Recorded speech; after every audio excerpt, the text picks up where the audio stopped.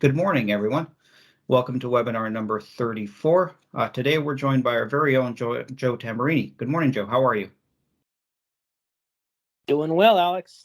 Thanks for hosting this webinar. So today we picked Principles of Zero Liquid Discharge, or ZLD. You know what? There's a lot of, I don't want to call it hype, but this has been coming up a lot, and I wouldn't even say from a governance standpoint, because this isn't anything that EPA is picking up anytime soon. However, we have seen it in a lot of industrial applications. One of the ones that actually approached us with this was Nike. It was a very specific application where Nike would not renew a contract for a manufacturing company unless they had ZLD or some form of ZLD tied into their water, which is pretty unique. So it is up and coming. We have seen a few ZLD operations, and it's actually been around for years if you look at some of the mining industry and oil and gas, etc. So with that, we can get started. So quick little snip on the webinar series. This is what we're doing. There's a lot of information there. We've been going through this for the last week or last year, excuse me. We're about to turn 1 year here in April, so that'll be fun, the official 1 year anniversary. Stay tuned. If there's anything that you found interesting, please send us a note if there's any other topics that you'd like us to cover. And of course, all these recordings are on our YouTube channel if you want to have take a look at them again. A quick review on AWC. So we've been around for 40 years. We have close to 600 plants worldwide, and we design and build water and wastewater treatment plants. Now, full disclosure, we don't actually do ZLD. We do support technologies that can potentially reach a ZLD process, but we don't actually focus on ZLD as a whole. We do divide everything to 3 categories, and that would be potable, so that's modular or packaged water treatment plants. Then, of course, there's the wastewater plants, also modular, and then the packaged systems. With that, I'm going to bring it over to ZLD, and Joe, take it away. All right, thanks, Alex. So ZLD has it's been around since like the 70s. It was brought kind of to the forefront to try to address salinity in the Colorado River in the western part of the United States. That's sort of where the impetus came from. But for our agenda today, let's figure out what we're going to talk about. We could go into the history of everything, but we only have 20 minutes. So just a little bit of talking about what ZLD is, and then mainly focus on the different main types of ZLD configurations. And that's what we'll focus on for this. So what is ZLD? It's it is zero liquid discharge. The idea of trying to get to zero liquid discharge. The next slide shows.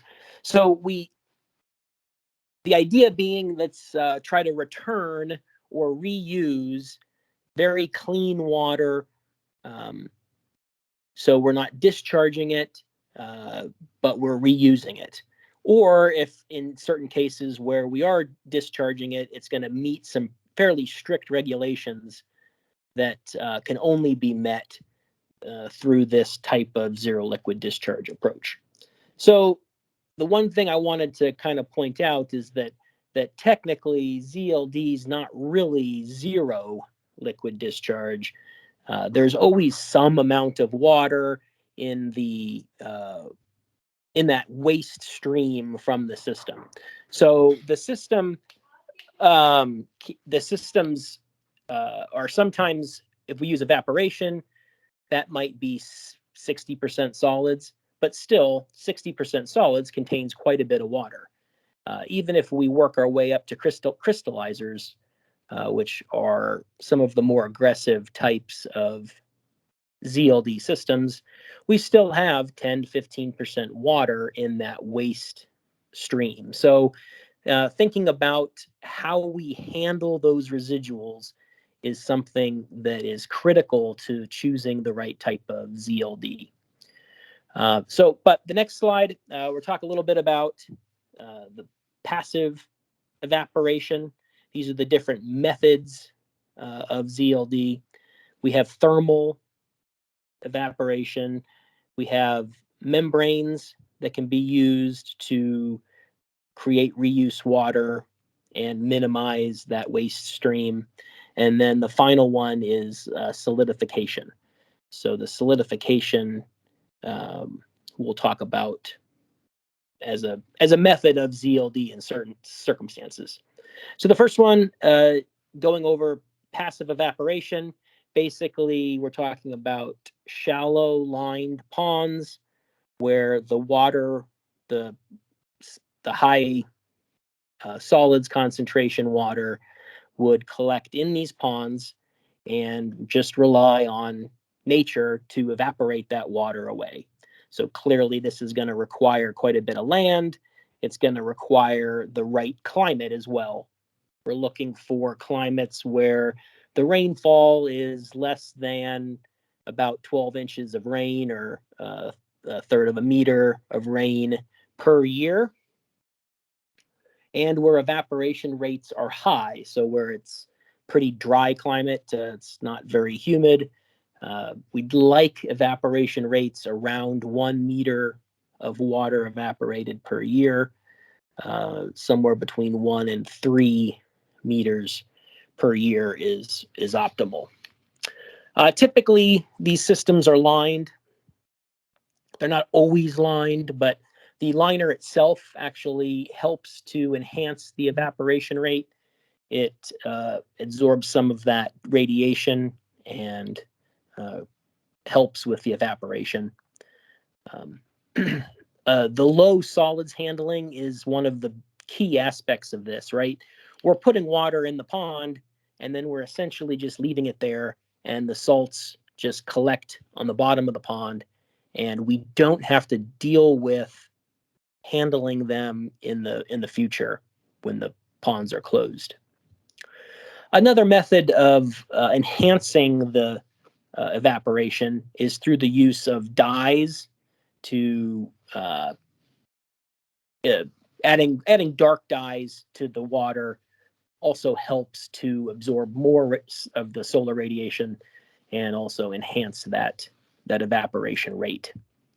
The other method of enhancing the evaporation is through like forced evaporation, creating aerosol-sized droplets of water, which increases the surface area of the water a lot and can drastically enhance how fast that water evaporates. Again, not applicable in all climates, but certainly in the southwest of the United States, where it's dry, these can greatly enhance the evaporation rate by an order of 10 to 20 times natural evaporation. So some of the advantages and disadvantages of just passive evaporation: obviously it's a low operational cost, that's very low energy input, which is great. Along those lines, it has a very low greenhouse gas footprint.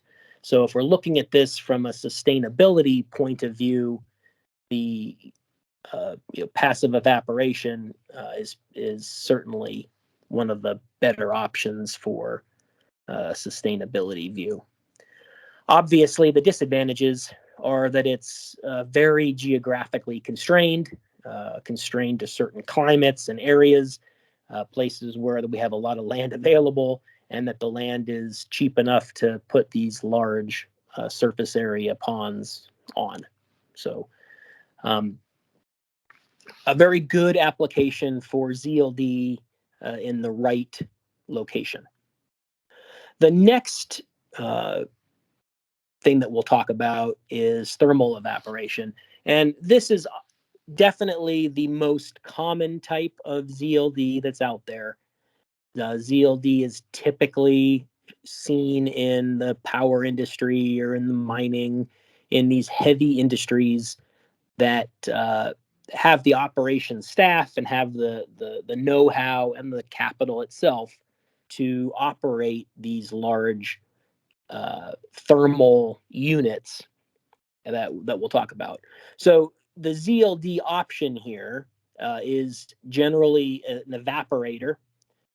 This is an example here of the most common type of evaporator, which is a falling film evaporator that uses mechanical vapor recompression to heat the water that falls down the tube. So essentially, we pump water up to the top of this big tall stack, and the water flows through these heat exchanger tubes with hot vapor on the outside of the tubes. As the water falls through, it evaporates, and the water part collects in a sump, and the distillate gets compressed slightly so that its vapor can be used in the heat exchanger. So it uses the heat pretty efficiently. We end up using about 20 to 30 kilowatt hours per cubic meter of water that we recover. And these brine concentrators, as they're called, are pretty efficient, and they can operate up to 40 to even 60% solids in the concentrated brine that comes out.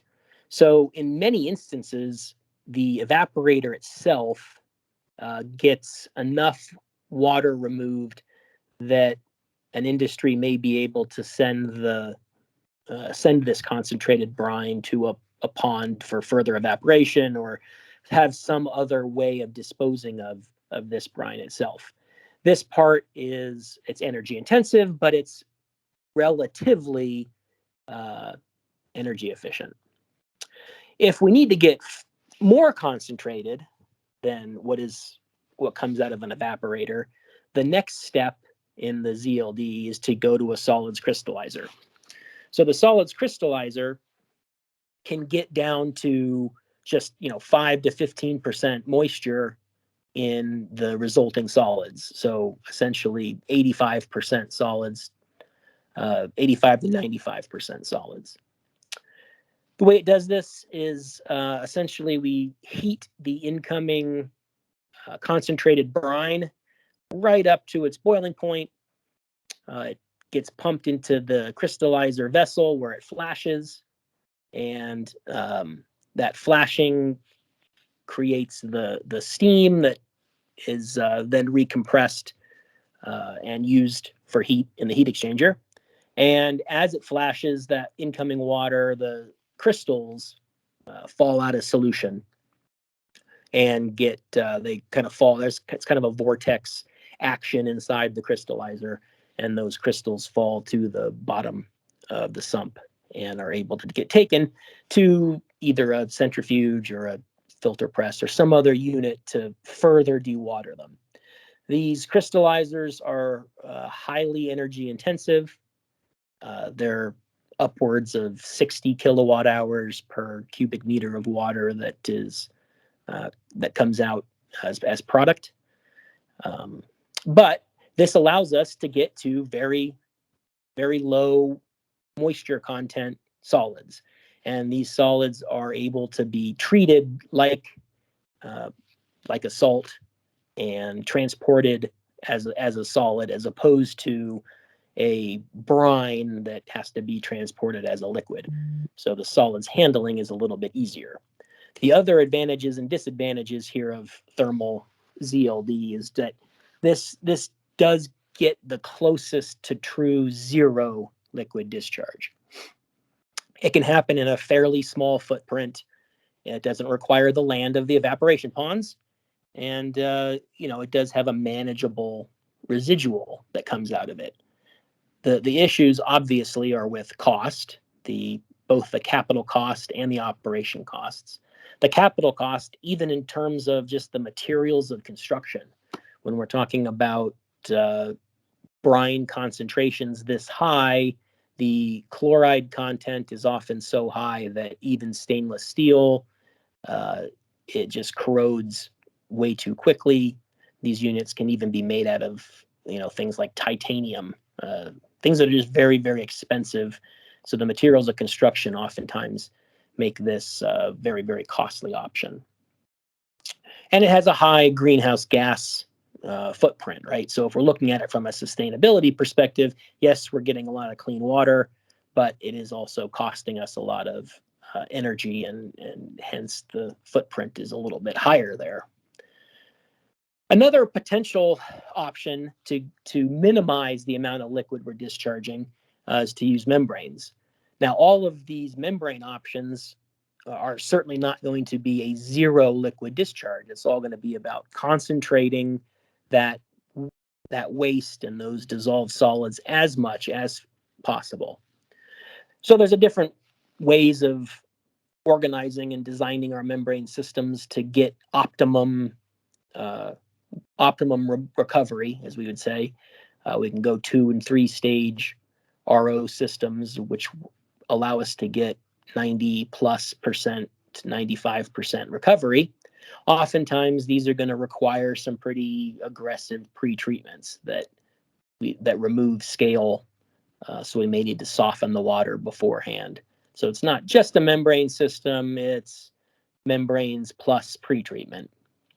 There's ultra high pressure RO that can concentrate up to 130,000 milligrams per liter. So again, just real efficient.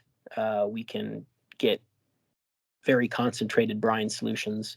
Similarly to a closed circuit RO, that's a little diagram of one there, where essentially we are recirculating the concentrate from an RO system, and over and over and over again, to the point where it's as concentrated as it can get, and then periodically flush some of that brine out of the system. So it's kind of a closed loop with a waste every once in a while. So this again can get us very concentrated brine solutions, very high recoveries. All this is doing is talking about minimal liquid to discharge. One of the newer methods, I'd say an emerging technology, is forward osmosis. It has certainly been under development for decades, and is certainly coming to the forefront now. I think there's a couple of different vendors that are providing systems. Whether they have real full-scale systems available yet is probably debatable, but in these situations, we can get really high concentrations, up to 250,000 milligrams per liter in the concentrate. So we can get past even the osmotic pressure of the membrane, and we're actually using osmotic pressure to push clean water through the membrane. So an RO is using pressure, a lot of pressure, to push the water through. The forward osmosis is using osmotic pressure to do that. So the actual electrical demand on the membrane part of the system is pretty low. So it's pretty attractive from that perspective. But in order to do that, there's this draw solution that's necessary to recover and then separate water out of. And so there's several unit processes there that are hidden in those boxes that I have on that diagram. But we get nice clean water out, and we can get highly concentrated waste in the concentrate stream. So again, this is one of those small footprint options. These have relatively low the greenhouse gas potential. So from a sustainability point of view, we're using a lot less pressure, which is helpful. Again, it's not a true ZLD, so that's one of the disadvantages. They're still very expensive systems to operate. And again, it's emerging technology that probably has a few years before some of the draw solution recovery gets enhanced. So a little bit of work yet to do on that. The final method of ZLD that we were going to talk about today is solidification. essentially what we're doing here is we're mixing an already concentrated brine stream. So maybe this is a brine from an RO, a one single pass or maybe a double pass RO. And we can take that brine and we can mix it with some sort of cementatious material, fly ash or cement, in about a 1-to-1 mass ratio, and then pump that slurry to a disposal location. This happens quite a bit in the power industry, especially with the coal combustion residuals rule, where we can't have any liquids in fly ash ponds anymore. We can mix some of that material with brine, and it actually ends up encapsulating those contaminants that are in the brine. So this is an alternative where, if for hazardous material, for example, it truly immobilizes that, and it cannot, resolubilize in a landfill, downstream. So this is a very nice option. We've got some good pictures here of system designs that have been set up. Put a little collector pipe down there in the bottom so that the water that does come out as it's curing can be collected and then retreated. And it even has a couple pictures here of a power plant that implemented this, and you can see the tiered structure there of their ultimate disposal site, where they put solar panels on the top of it, just to, I guess, shove the greenhouse gas sustainability in our face. So I thought that was a pretty neat picture. But again, so solidification is great because it does encapsulate those contaminants and makes it so that they cannot come out downstream. It's low capex in that there's not a whole lot of equipment. There's just some mixing equipment that's necessary to mix that material together. So from a capital cost perspective, it's pretty low. But if there's not a readily available source of that amendment, like there is at many power plants, maybe a gravel pit or something, then it's be a little bit more expensive than the OpEx of bringing in that material can get pretty pricey. So again, this is another example of something that's good for the right situation. And I think, kind of in conclusion, the selection of a ZLD process is extremely dependent on the particular situation. It has everything to do with where the facility is located, what if there are heat sources available. All of these ZLD systems are very, very site specific and application specific. So with that, I'll turn it back over to Alex to handle any questions. Excellent. Thank you, Joe. That was perfect. A lot of information in all of 20 minutes. So I have my short list of questions, and of course, I'm sure we'll get some more questions in the chat box. Don't be shy. If you want to turn on your mic or turn on your camera, go ahead. I know Andrew always has some really good questions, so I'm high expectations there, Andrew. I'm sure you're gonna get started with a few of them. I guess the first one that I have, and it's just one of the ones that came up with the dyes. That was a pretty cool picture, by the way. Did you say that's in Utah? I believe that's where it is in southwest Utah. So I'm guessing there has been some form of research that would take a look at the evaporation percentage of water that has some dye versus no dye, or what percentage of dye you would use. Yeah, there's certainly that's there's definitely guidance on that, and even different types of liners, and there's certainly guidance out there. Of course, liners would have to do with color and density, light refraction, etc. But it is a good way to speed up the process, and the same thing would apply to those diffusers. Okay, another question that came in as far as the sustainability front. When you're choosing a process, I guess a lot has to do with the sustainability versus the footprint versus CapEx versus OpEx. If you had to list them off of the top of your head, and I don't mean to put you on the spot here, but if you had to list them as far as which one would be the less energy intensive, and which one is the most energy intensive, I guess, where would they all sit in? Well, a passive evaporation system is, even by definition, sort of very little energy required, relying on nature.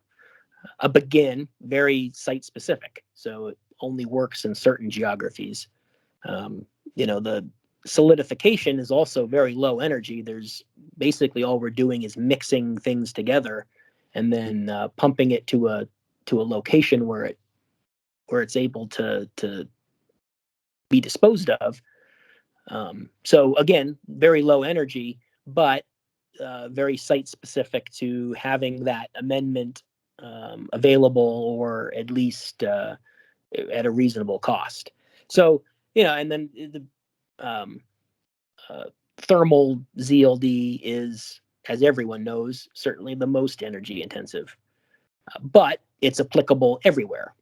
So the long and the short of it is that ZLD systems are just so site and application specific that to make a recommendation on which one is best is just an impossible task. Of course. And then the last question, well, I have more questions coming in, of course. So the solidification, you mentioned that it was low energy. However, solidification you'd have to use with another process. So, you might be doing some reverse osmosis with a solidifying factor with the brine, and the same thing might apply to whether it's thermal. So that's almost like a cost adder to any existing process. You wouldn't be using solidification on its own. No, you wouldn't, but you would be using a fairly readily available type of treatment process to get to that brine stream. So we're not talking about the different membrane alternatives that I was reviewing were, very specific designs to absolutely maximize the water recovery from it. So that is not just a regular RO that may get 75% recovery. That's all that would be necessary in front of a solidification type system. Of course. Okay, I think we have time for one. Go ahead, Andrew. I know that you raised your hand there.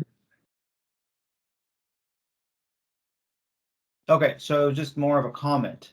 So we covered the inorganic types. Oh, it just went away. So we covered the inorganic type of contaminants. So I guess we'll have to make sure that we cover some of the organics. And I guess that would also apply with what's interfering with ZLD and what we're trying to remove as far as solid recovery, right? Because there will always, like you mentioned, there is no true ZLD, but we are trying to reduce it as much as possible, whenever possible. With that, thank you very much, Joe, for coming on. This was very good. ZLD is always one of those things that I find it very interesting. And of course, like you mentioned, it's site specific, industry specific, and you have to kind of identify where and when you can use it. With that, if anybody has any follow-up questions, Joe, his email and contact information is there. If you don't already follow us on LinkedIn, please do. There's a lot of information that we share in there. And of course, a shameful last plug on the YouTube channel. If you have any questions, you can put them in there. You can do a little follow-up as far as any of the past videos, and make sure that you can also follow us on the YouTube channel. Subscribe on the YouTube channel so that you can see some of the new recordings that are coming out. With that, thank you very much, Joe, and I will see everybody in 2 weeks. If anybody does want to stick around, we have an after party where a few of us kind of stick around and have some more questions or any follow-up. So with that, thank you very much, Joe. Thank you.